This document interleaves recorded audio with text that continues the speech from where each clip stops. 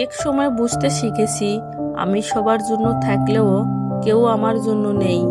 যাদের পাশে দাঁড়িয়েছিলাম তাদের জন্য রাত জেগে শুনেছিলাম কষ্টের গল্প, তারা আজ আমার খোঁজ রাখে না। জীবন বড়ই অদ্ভুত। যতদিন তোমার দরকার আছে ততদিনই তুমি মূল্যবান।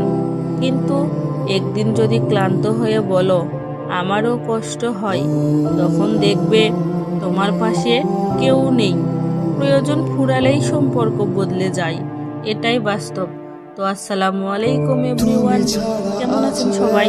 আশা করি সবাই আল্লাহর রহমতে অনেক সুস্থ আছেন, ভালো আছেন। এই তো আমি আজকে লাউ রান্না করলাম আর আপনাদের মাঝে একটা গল্প শেয়ার করলাম। যেহেতু ওটা আমার জীবনের সাথে গল্পটা মিল নাই, কেউ আবার মনে করেন না যে আমি আমার জীবনের কাহিনীগুলো তুলে ধরেছি। তো সবাই একটা কথা মনে রাখবেন, সবাই কিন্তু আমরা এখানে কাজ করতে এসেছি, তাই সবাই সবার ভিডিও দেখব, নিয়মিত ভিডিও আপলোড দিব।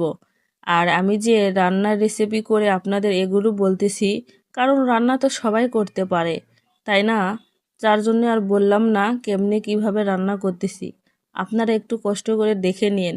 কারণ আমি জানি কম বেশি সবাই রান্না করতে পারে। আর কি বলবো, এখন তো সবাই 3 সেকেন্ড 4 সেকেন্ড ভিডিও দেখেই চলে যায় রে ভাই।